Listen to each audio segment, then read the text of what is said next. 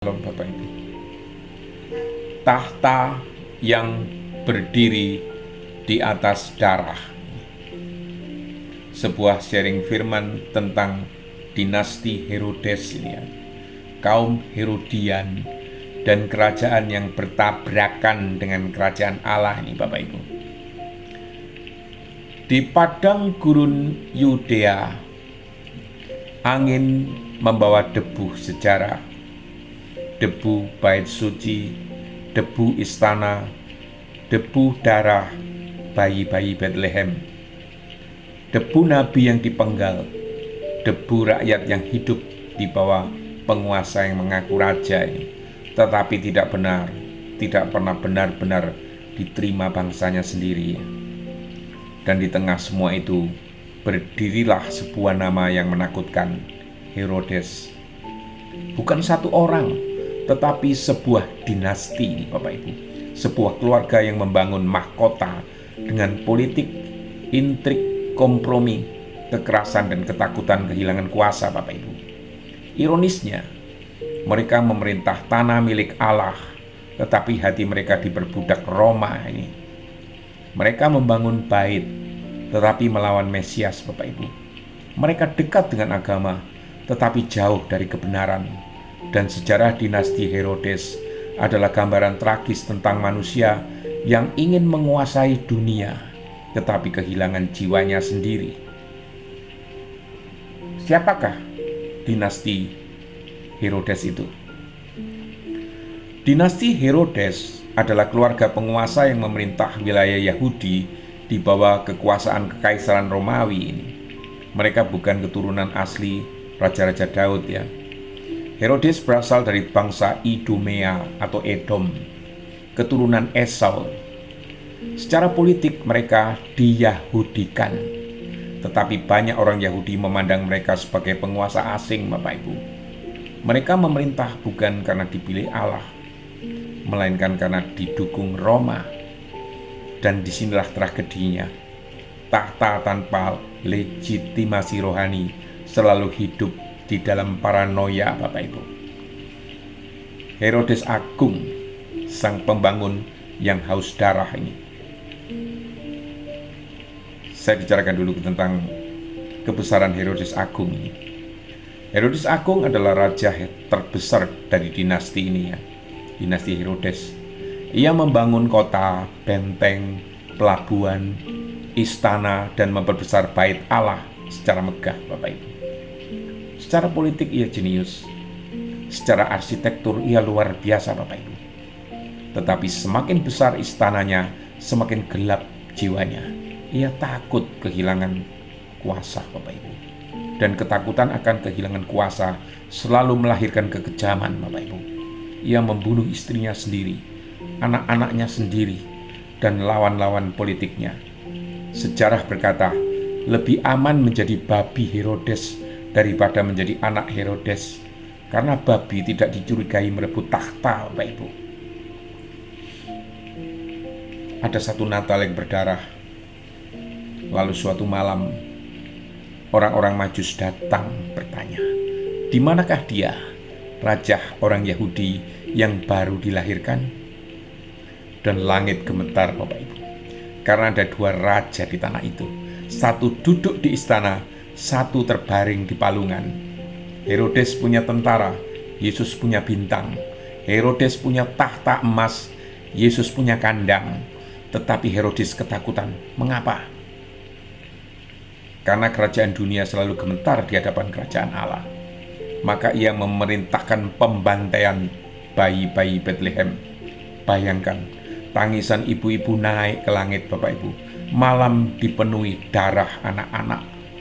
Herodes ingin memburu Mesias, tetapi tidak tahu tidak ada kerajaan manusia yang bisa menghentikan rencana Allah ini.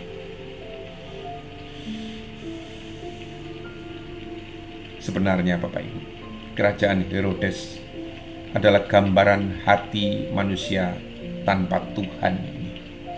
Dinasti Herodes adalah simbol religiositas tanpa pertobatan, kekuasaan tanpa damai, kemegahan tanpa kekudusan, Bapak Ibu.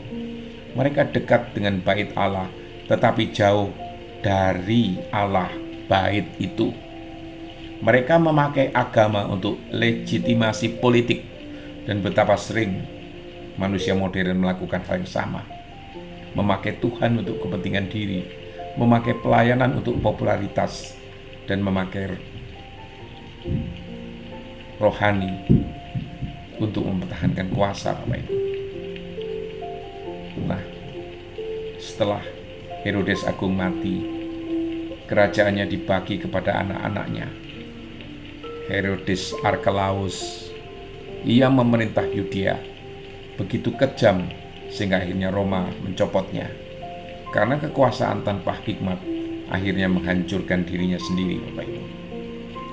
Herodes Antipas, inilah Herodes yang paling sering muncul di dalam Injil, Bapak Ibu. Dialah yang menangkap Yohanes Pembaptis, memenjarakannya, lalu memenggal kepalanya. Mengapa? Karena Yohanes berkata, "Tidak halal engkau mengambil istri saudaramu." Oh, betapa dunia membenci suara kenabian yang menelanjangi dosa, Bapak Ibu. Herodes Antipas suka mendengar Yohanes, tetapi tidak mau bertobat. Ia menikmati kebenaran selama kebenaran tidak mengganggu dosanya. Dan banyak orang hari ini juga demikian, Bapak Ibu. Suka khotbah, suka urapan, suka firman, tetapi tidak mau meninggalkan dosa yang dicintainya. Herodes Agripa, dialah yang membunuh Rasul Yakobus dan memenjarakan Rasul Petrus, Bapak Ibu. Lalu suatu hari rakyat berseru, "Ini suara Allah dan bukan suara manusia." Dan karena ia menerima kemuliaan itu, malaikat Tuhan memukulnya. Ia mati dimakan cacing, Bapak Ibu. Betapa mengerikannya ketika manusia mulai menikmati penyembahan yang seharusnya milik Allah ini. Siapakah kaum Herodian itu? Kaum Herodian bukan sekte agama utama seperti Farisi atau Saduki, Bapak Ibu. Mereka adalah kelompok politik pendukung dinasti Herodes. Mereka percaya stabilitas politik, kompromi dengan Roma, kekuasaan Herodes lebih penting daripada kemurnian rohani bangsa. Mereka pro Roma, pro Herodes, pragmatis. Bagi mereka, selama sistem berjalan, jangan ganggu kekuasaan. Mengapa kaum Herodian itu memusuhi Yesus? Karena Yesus mengancam sistem mereka, ya. Jika rakyat mengikuti Yesus, posisi Herodes terguncang. Roma bisa marah dan stabilitas politik hancur. Karena itu mereka bekerja sama dengan musuh lama mereka, kaum Farisi. Dan ironi terbesarnya, Bapak Ibu, musuh bisa bersatu melawan kebenaran. Ini Farisi dan kaum Herodian, biasanya mereka ini berbeda, ya. Farisi ultra religius, ya, anti pengaruh asing dan fokus kepada hukum Taurat. Herodian berafiliasi politis, kompromi, dan dekat dengan Roma. Tetapi mereka bersatu melawan Yesus. Mengapa? Karena terang Kristus mengganggu semua jenis kegelapan, kegelapan agama maupun kegelapan politik, Bapak Ibu. Siapa lawan dari kaum Herodian ini? Yang pertama tentu kaum Farisi, ya. Mereka membenci kompromi Herodian dengan Roma, tetapi ironisnya mereka tetap bersekutu melawan Yesus ini. Kaum Selot, mereka sangat anti Roma. Mereka ingin revolusi bersenjata. Bagi Selot, Herodian adalah pengkhianat bangsa.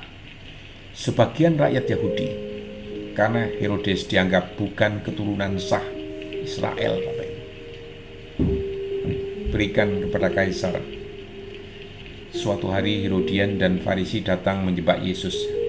Mereka bertanya, "Bolehkah membayar pajak kepada Kaisar?" Pertanyaan itu jebakan politik, Bapak Ibu. Jika Yesus berkata ya, rakyat akan marah. Jika tidak, Roma akan menangkapnya.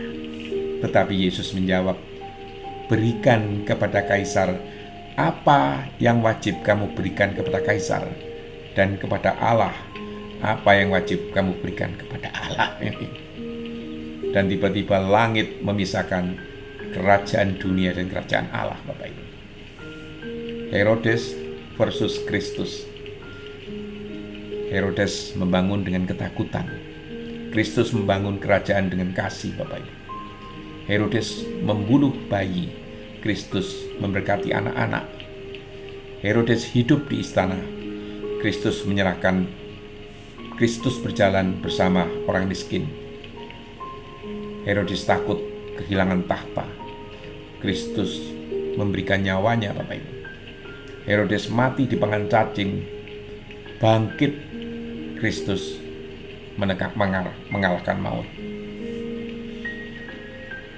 Bapak Ibu dan saudara-saudara yang terkasih, roh Herodes belum mati. Ia hidup setiap kali manusia itu haus kuasa, takut kehilangan posisi, memakai agama demi politik, menolak kebenaran demi kenyamanan. Roh Herodes berkata, lindungi hartamu, tetapi roh Kristus berkata, pikulah salibmu. Dua raja masih berdiri hari ini. Di dalam hati manusia masih ada dua tahta, tahta Herodes atau tahta Kristus. Herodes berkata, aku harus tetap berkuasa. Kristus berkata, biarlah kehendak Bapa yang jadi. Herodes membagi kerajaan sementara, Kristus membangun kerajaan kekal, Bapak Ibu. Dan pada akhirnya semua istana Herodes menjadi debu, semua bentengnya runtuh, semua mahkotanya hilang, tetapi kerajaan Kristus tetap berdiri. Karena raja yang lahir di kandang itu adalah raja yang tidak pernah bisa dibunuh oleh sejarah. Amin.